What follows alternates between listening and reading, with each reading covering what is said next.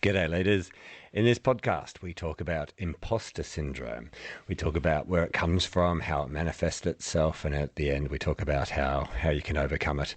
This is one of our favourite podcasts. We love doing this one, so hope you enjoy. Cheers. Why did it count backwards?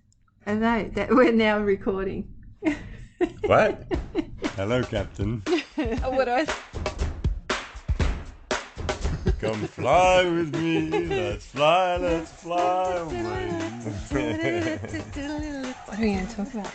I don't know. So, leadership, life, and everything else. Yeah. And we're live. No, we're recording. Hey, Michelle. Hi, Guy. How you doing? Good. How are Good you? to be back in the studio. It is. We've had a very full couple of weeks. It has been very full, hasn't it? Lots and lots of different things, lots of workshops. Yes. Yes. No, it's Exciting good. times. And today we've decided to talk about imposter syndrome. Yeah, you were discussing or telling me about some of the workshops you've been running of late and how you've been talking about imposter syndrome. Yeah, we thought it would be a great topic to talk about today because it's a very common thing that people suffer from imposter syndrome. Absolutely. So, launching straight into it, Yep. what do you define as imposter syndrome? So it's essentially that you're in a situation and you don't think you deserve to be there, or you don't deserve the success that you've got, or maybe the position that you've attained in an organization. So I see it a lot with people that I coach. They're very senior and they don't feel like they should be there, that they're a fraud. It's a very common feeling. Yeah, I've been there. Yeah, you've experienced it as well. I have, as have yeah. I. Yeah. So I thought it'd be a great topic to talk about today because it can impact people quite significantly. Yeah. Yeah. All right. So let's talk about where it comes from. What are your thoughts? Because you said you've experienced it. Where does it come from? What is it? So if you could describe how you've experienced it. To me, it's come from an insecurity, I suppose, that I think of really not deserving, feeling that I'm a fraud, basically, that I might get found out.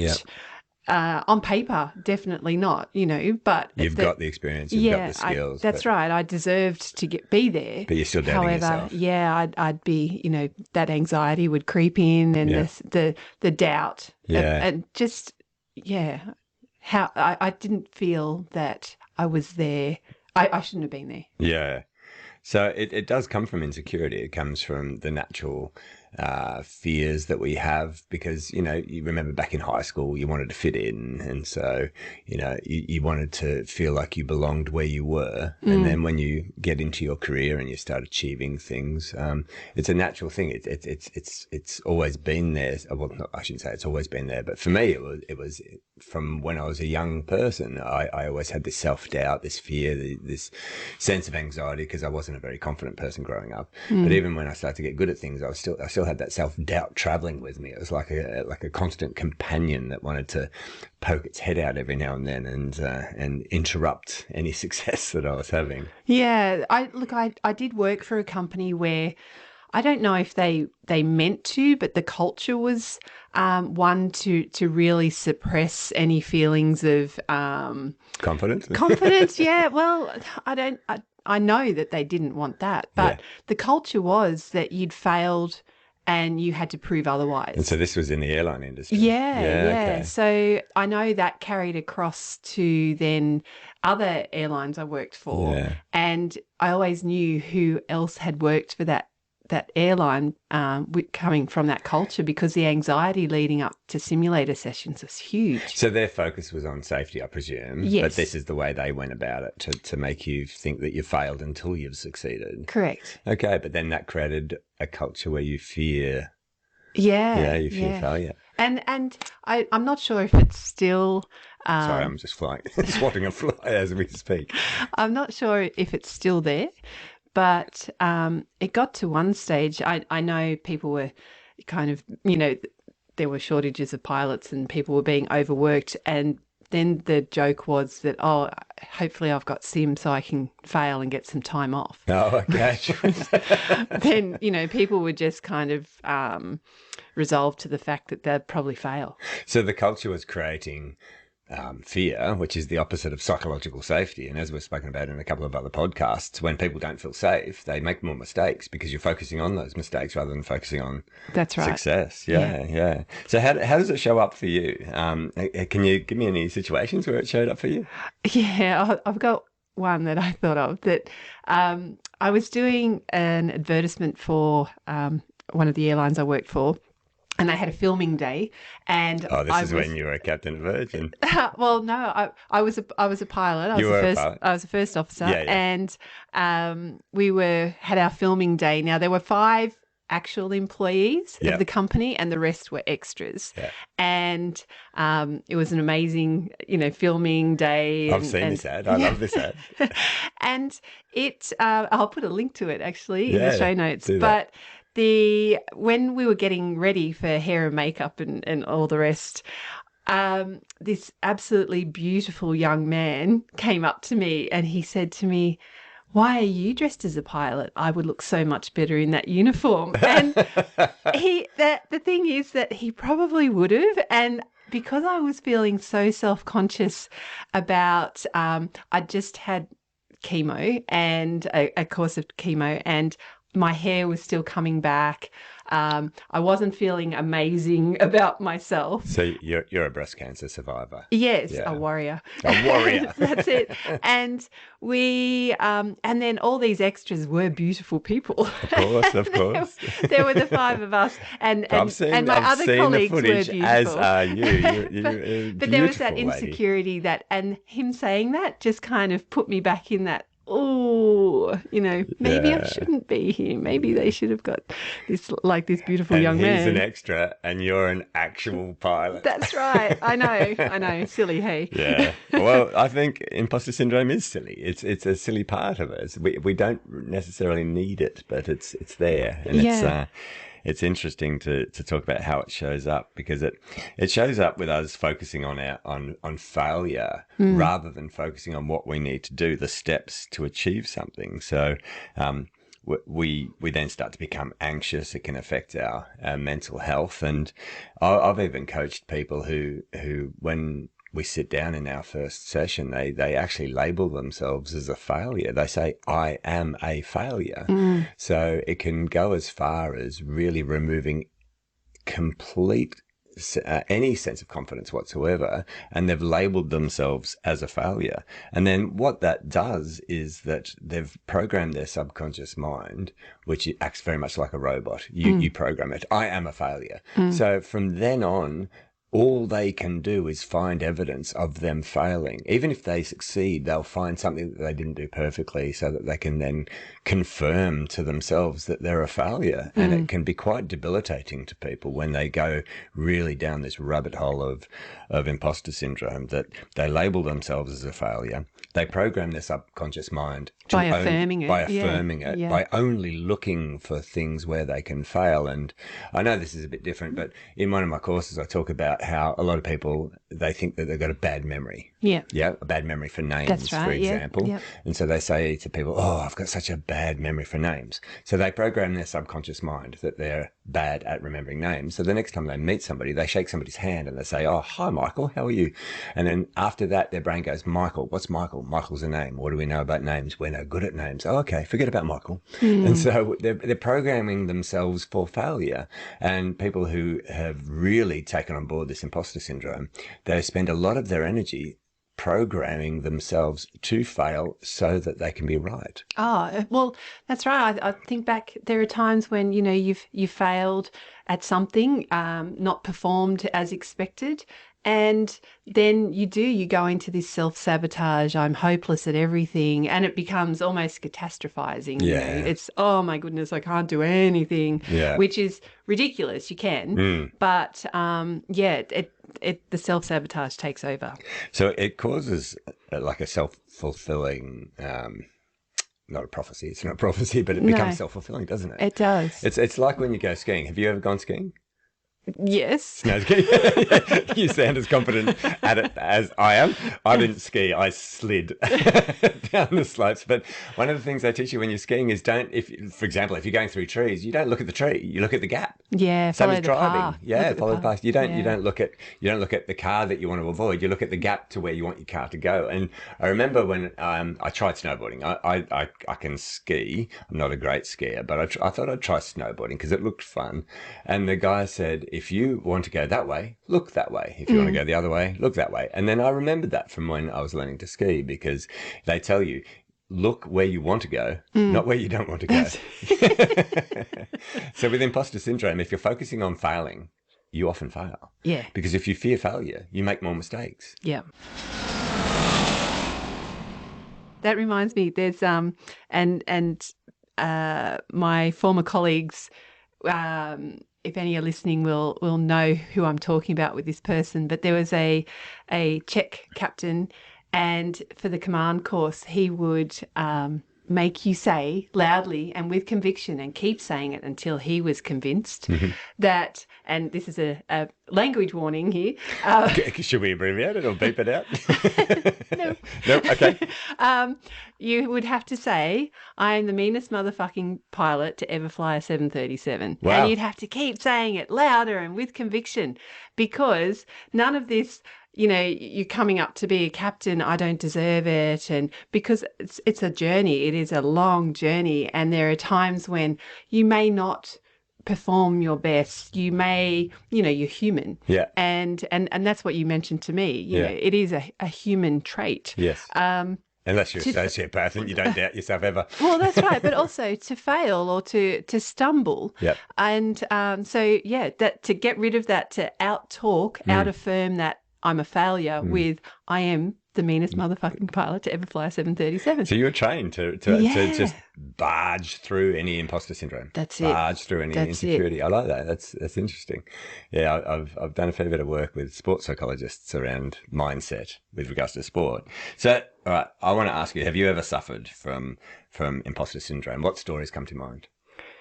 Probably one of the first ones would be, I was elected school captain in primary school, and I wasn't a popular person at all at school. I was the nerdy one. I did very well in school academically, and I was also tall, gawky. I was athletic. I ran a lot, but definitely not popular. And I was voted school captain, and people were like, "How come you got it when the popular girl only became vice captain?" And what I found out was that teachers had also voted me in, but it was that real, I won it, I suppose, but then I was, why me? I didn't want to be in the spotlight because I didn't felt like I deserved it. I didn't felt like I was the one, should have been the one up there. Yeah. Maybe a prefect. Yeah. Okay. All right. How about you? Well, the first story that comes to mind, actually, this was a big moment for me. So, from our very first podcast that I have a background in IT. Yes. I'm a nerd. I'm a geek. I used to train IT and teach it. And so I was working for a company, and we were working in the Federal Magistrates Court and the Family Court of Australia, teaching the employees their new computer software program. So there's a program called CaseTrack, which I believe still exists. And I remember I was told that I was going to have to go into the magistrate's office, the judges, and teach them how to use the computer. And I started to panic. I started to fear because I'm going to be working with these magistrates, these judges. And I was told how I was meant to address them. And I can't even remember the words. It's something like Your Honor or something like that you would see in movies. And I was getting really nervous. And I mentioned it to a friend of mine, a mentor. And he said, some of the best advice I've ever received. He looked me square in the eyes and said, Guy, you know more than them. In CaseTrack. Yeah. Yeah. They might be a judge, they might be a magistrate, but you know more than them about what you're going in there to teach them about. And he then said something that was really powerful. He said, they're human beings. They're just like you. Yeah. And so that whole fear of hierarchy, that fear of these people who are at the top of their career, judges and magistrates, it just completely went away. And I remember walking into this magistrate's office, just walking straight up to him and introducing myself. G'day, I'm Guy. Instead of Your Honor, Your Majesty. Bowing.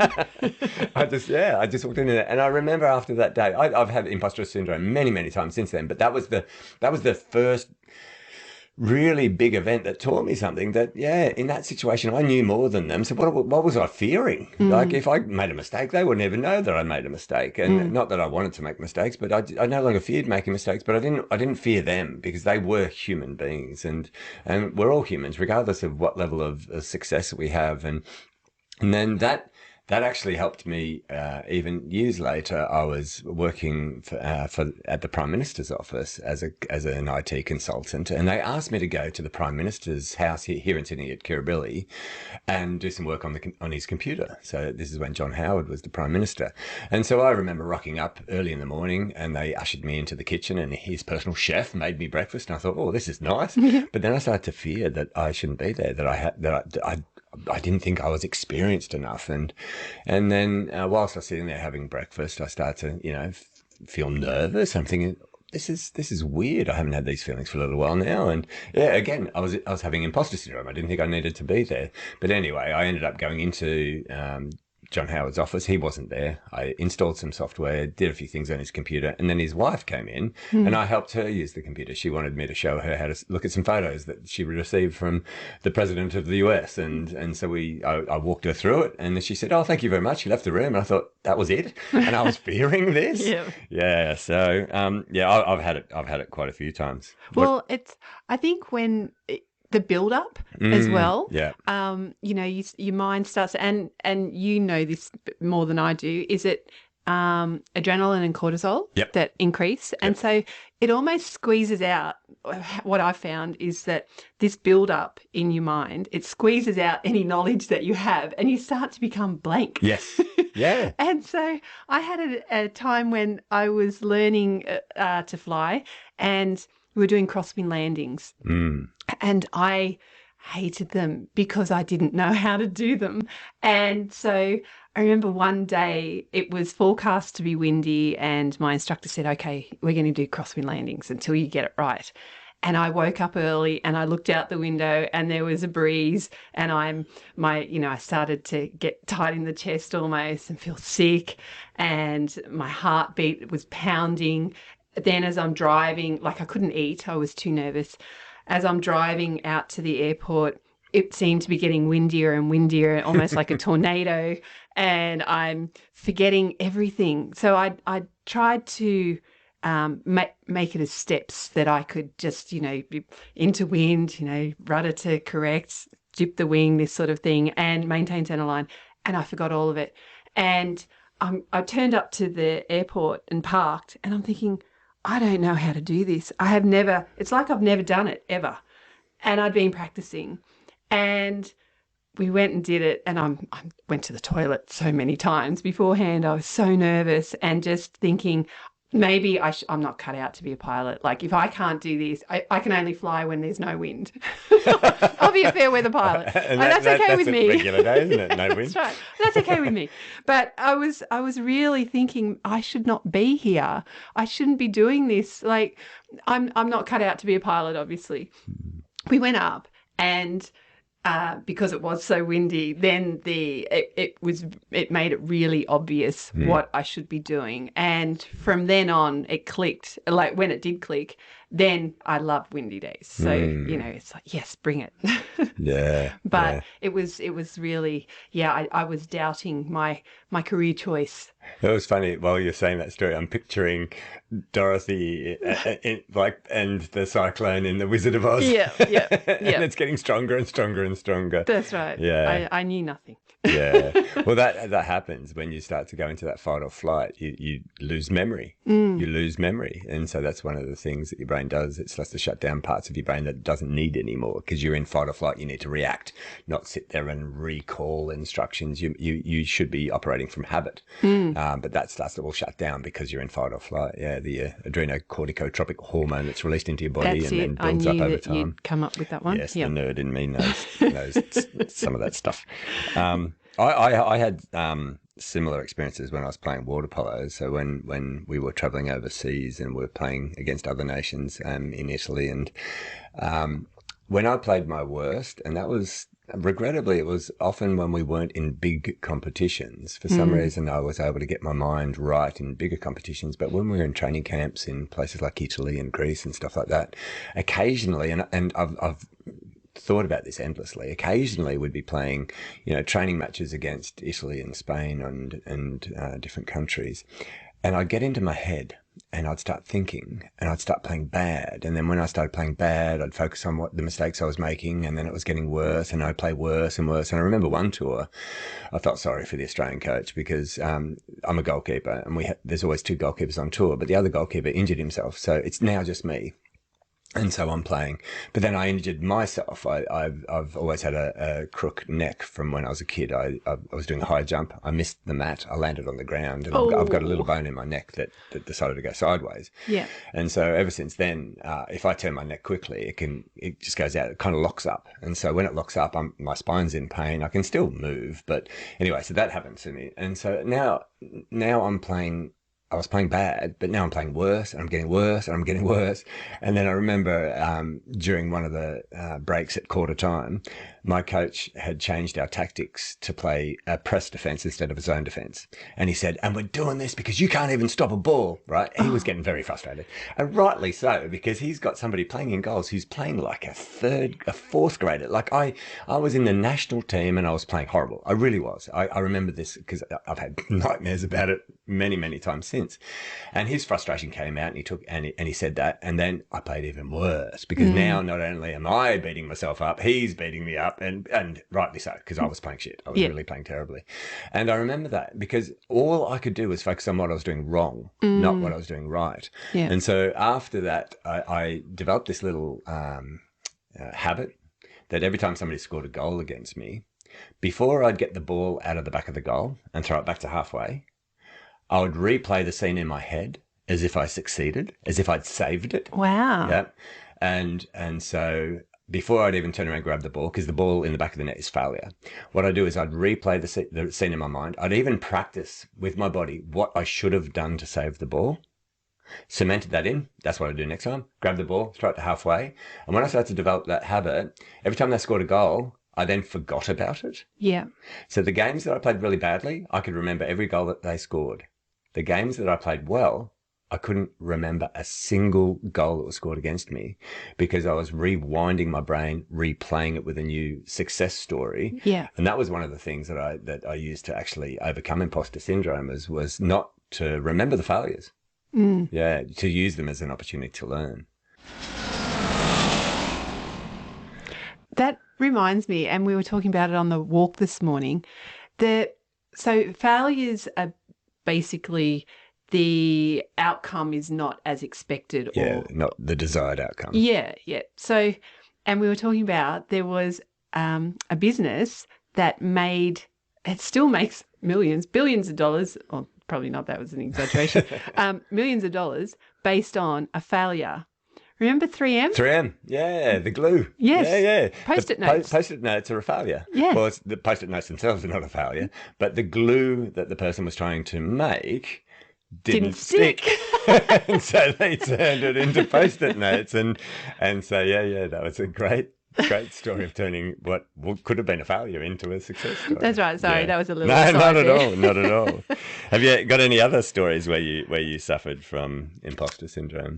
Yeah. Look, I've got many, but one of the things that that came to mind was when in a simulator session, it was a simulator check, and I was a first officer, and we'd been doing so what typically happened was one pilot went first, did a scenario, and then to the end, to landing, and then the next pilot redid it from the beginning as well to landing. And the captain went first on this particular one, and he failed. Mm. I went next, did the same thing, and I passed. Even though you did exactly the same as what he did. That's right. Yeah. And I came out of there with relief because I'd passed, but feeling like I didn't deserve it because the captain had failed. So why did the captain same fail thing. and you didn't? Well, it seemed to be a bit of a pattern. And what it was is we found out because,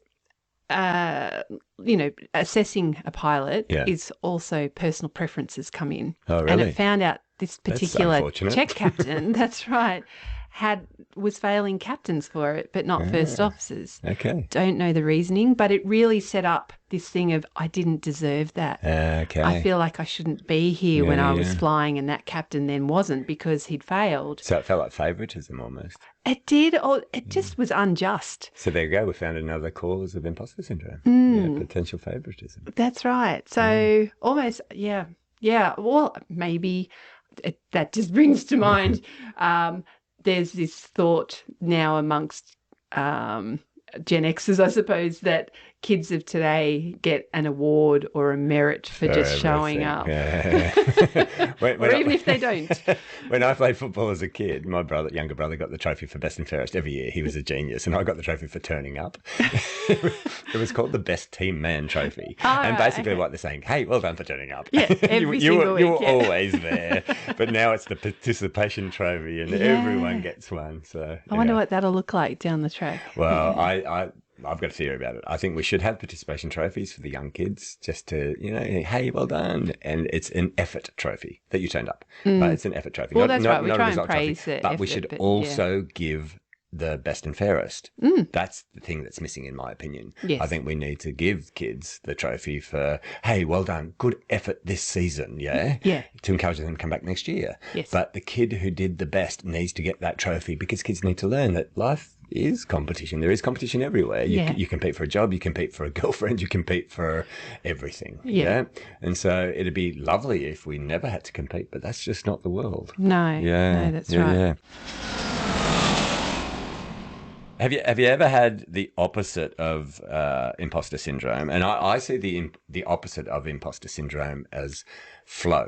Yeah. The zone, or deep work, they call it. So there's kind of 3 terms. But flow, it's where everything just seems to be happening seamlessly. Have you ever had that situation? Yeah, I love it. It's addictive. So this, again, another captain I flew with, a beautiful man, and he was an amazing pilot.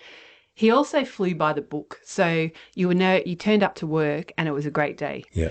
We had a simulator check together, and so I knew what he expected of me. I knew how he operated. He knew how I operated, and, also to the book. And so there was that, we were relaxed. There wasn't anxiety. And we just flew like it was a normal day, even though it was a check and, engines were failing or on fire and the whole thing. It was still just a normal day of flying. So there was no anxiety, no pressure. Yeah. We even had time to chat, which in a sim session, there's none. You're always stressing about, what have I forgotten? Is there something I should be doing? What's coming next? And this was just like, almost like, oh, do you want a coffee? and we both did really well. We both got 5s. But the funny thing was that the check captain said to me after in the debrief, he goes, oh, Michelle, you were probably smiling too much and laughing a bit too much. And I don't recall I was laughing, but I may have been because I laugh all the time. Yes. But the captain stood up for me, Chris, and he said, how can you say that when we operated as a perfect crew? You actually awarded us 5 out of 5, both of us, and had made the comment, it was one of the best sim sessions you've ever seen.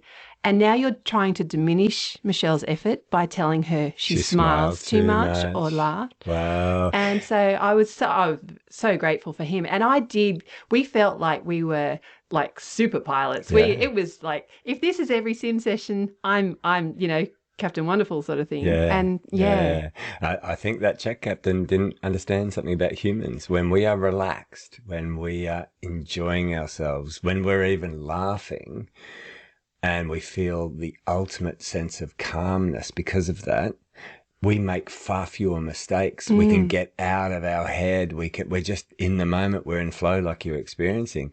I don't think he understood humans well enough, because if I saw somebody smiling, enjoying themselves whilst they're in a simulator and the engine's on fire, I would know that they're in a good headspace. Yeah. But if they're panicky, yeah, you don't want somebody panicky. I guess what he wants someone to do is take it seriously. just take it seriously. Put a stern, but not be scared.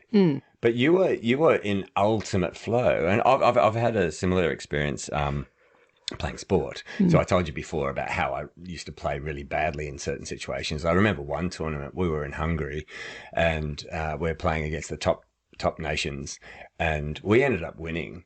And it was the first time we've won a gold medal as the Australian men's team. The women are champions; they win all the time. But this was our first gold medal internationally, and I remember that tournament distinctly because I was in flow. I was in the zone the whole tournament, and like you, I had a smile on my face. Yeah. I was always panicky before, not panicky always, but I've had tournaments where I've been in flow. But this one, I was in flow the whole tournament. It's almost like things were happening in slow motion. Yeah. It's almost like the players were further away from me than what they actually were, and I could see the ball coming to me, and I felt joy because I was in the moment. There was nothing else existing. Time was slowing down. I was enjoying myself, and I was just operating on instinct and habit, and I could almost observe what was going on rather than being there. That third person sort of thing. That you can do in your head. And it was the most enjoyable experience I've ever had playing sport in life, really. It's when you're in deep flow and you get out of your head and there's no fear whatsoever. And because of that, all of the training could just kick in. All my instincts could kick in. And it was just the most wonderful experience. And we won. We ended up winning, and we walked away with trophies, and it was a fantastic feeling. And I wish I'd been able to bottle that and then straight away apply it forever. But yeah, regrettably, the next year it wasn't there with me. So it's an interesting thing. And athletes train for it. That they aim for it. We didn't do I don't think back then we did enough to focus on getting into that state. Because I don't think we knew as much as what we do know now. How can we, like we've discussed this, how you can manage imposter syndrome or avoid it completely, like if you can avoid it completely. So how do we fix it? Or how do we avoid it? Okay. Yeah. I've got quite a few ideas that I teach people now, and I'm sure you've got some techniques that you use yourself because you went on to become a very successful captain, and you had a long career in the aviation industry, and it's seemingly that everything you try your hand at, you're very good at. So the things that I do, the first thing is body language, and I think we've spoken about this in the past in the confidence podcast that we did, that if you stand confidently, if you walk confidently, if you show confidence in your body language, and we learnt this from Amy Cuddy, the TED talk that she did, that your body will then produce the chemicals associated with feeling strong and powerful. But if you show fear in your body language, your body will then release the adrenocorticotropic hormone, which turns into the fight or flight, adrenaline and cortisol.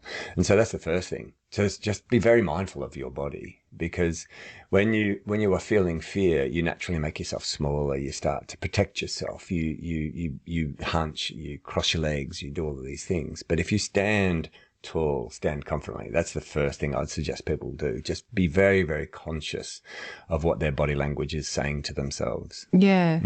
Have you got any tips? Well, I like affirmations or affirming. Yep. So like Captain Pete used to say and get us to say, but also just, doing a catalogue in my mind or on paper of what I've actually achieved, the qualifications I have, the experience I have, because often we forget. It's really easy to praise somebody else and to tell them how great they are for what they've accomplished. but it's for some reason it's really hard to do it to yourself. Because we don't want to be arrogant, I guess. Yeah. Yeah. And so just that you can do it in private, Yeah. just the whole thing of, well done, giving yourself a bit of a high five, which I do physically do, and I won't show you now because you can't see it.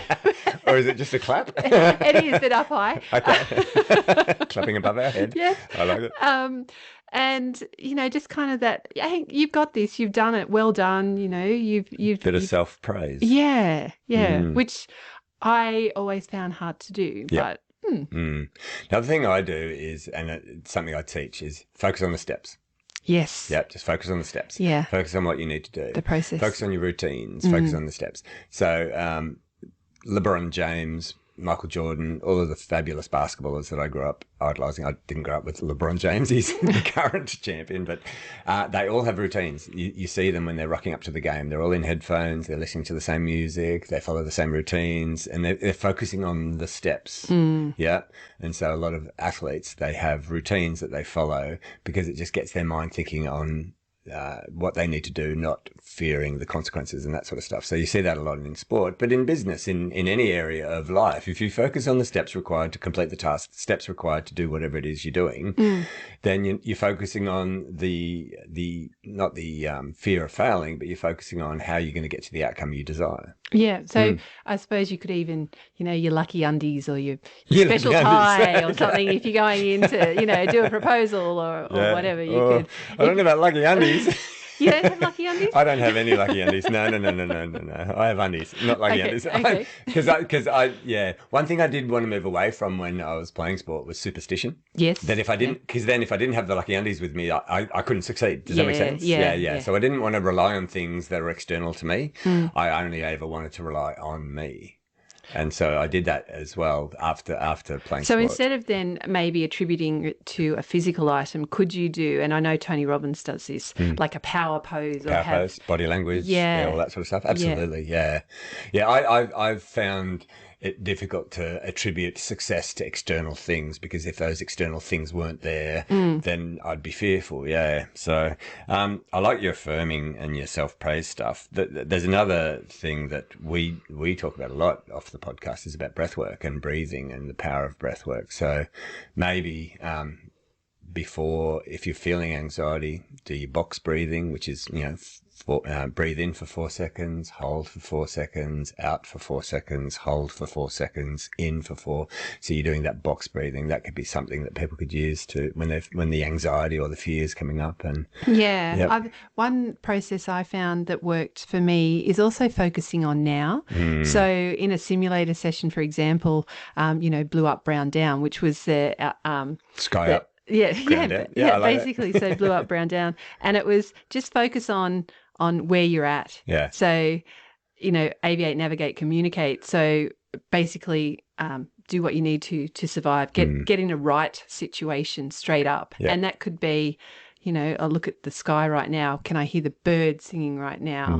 What's in my hand? Having a necklace or a ring or something that you focus on. Having something to just take your mind off that I shouldn't be here and the anxiety that exists then because of that. Yeah. Just like, no, I'm here. Breathe in, breathe out. Yeah. Breathe in, breathe out. Yeah. Don't forget.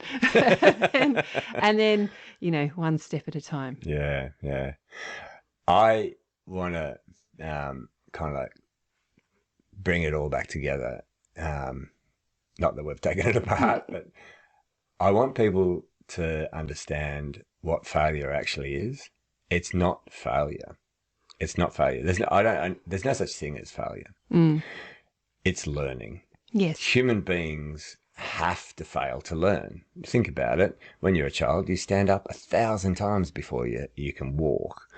And when we're a kid, we just keep trying. We stand up, we fall down. We stand up, we fall down. Because we're seeing all of these other people doing it. Oh, yeah, stand up, fall down. Stop. You've seen children learn to walk. Because they can't think, they don't have the language, they're not doubting themselves. They're not sitting there going, oh, I'm an imposter. I can't walk. I shouldn't be a human being. They just keep trying. But as we get older, when we start to develop an ego, when we start to look at failure, people are going to think, we get start input to worry from about, others. we worry about what other people are thinking. We need to change our relationship to failure. There's no such thing. It is just learning. And every single day we do our best. And every single day we will learn from the previous day, because that's what failure is. It's learning. There's no such thing as failure. So ultimately, to get rid of imposter syndrome, and I think I finally got rid of it. There are situations where I lack a bit of confidence every now and then, but I've stopped fearing what other people think, because even when I do fail, there's no such thing as failure. I'm just learning. I'm just learning. And yeah, I'm not as hard on myself now as what I used to be when I was younger. What about yourself? I'm aiming. You're aiming for it. You're still on the journey. I am still on the journey. Yeah. But not as well as what you did with the goal. I really like what you were talking about, how you would, instead of, before you went and collected the ball, you replayed that situation, but with a success. Yeah. This is what I now do. If there's something that didn't go as I wanted it to go, I redo it, and I do it with breath work. Whilst I'm doing breath work, I reimagine it successfully, or how I wanted it to play out. And so then I'm in my mind, I'm hardwiring that outcome. Yep. So I have we spoken about Life University? No. When my head hits the pillow. Oh yes. Yeah. Yes. When my head hits the pillow, I go to Life University. It's a little thing I've been doing for a long time. I rewind the day, look at how it went, see if there's anything that I could have done better, or that it didn't go the way I wanted it. And then I think, okay, how do I rewire this in my head? What do I do differently? And then when I go to sleep, my brain is programming myself to be different in the future. Nice. Yeah. I like it. Yeah, cool. I think that is a fantastic. I just wanted to say, we really appreciate all of the messages and emails that we've been receiving about the podcast, and some of the topics people want to hear about, and some guests that people want to hear from. It's amazing. Thank you. Keep them coming, please. Yeah, it's lovely. It's lovely to hear from you all, and we've got so many suggestions about sort of topics people want to learn about. So we'll be recording those in the future. Yeah, cool. And merch. Yes. We have merch. We do. T-shirts and hats. T-shirts and hats, and it has your fabulous slogan, "More dogs" on it. More dogs. Right. We think the world will be a better place with more dogs. Yeah. So, how do we finish this podcast up? Thank you for coming on the journey with us. Yeah, this is all aboard. Yes, all aboard. That's right. Yeah, okay. Great to see you again, Michelle. Thanks, Guy. Bye. Take care. Bye. So, Michelle, where can they find us? CaptainandTheClown.com, where you'll find links to our websites for keynote speaking and corporate training. Yes, that's CaptainandTheClown.com. Well, that was fun. That was fun. You're such a clown. The clown. Lady Captain. There we go. And who's going to listen to this? Maybe our mums. Thanks, Mum.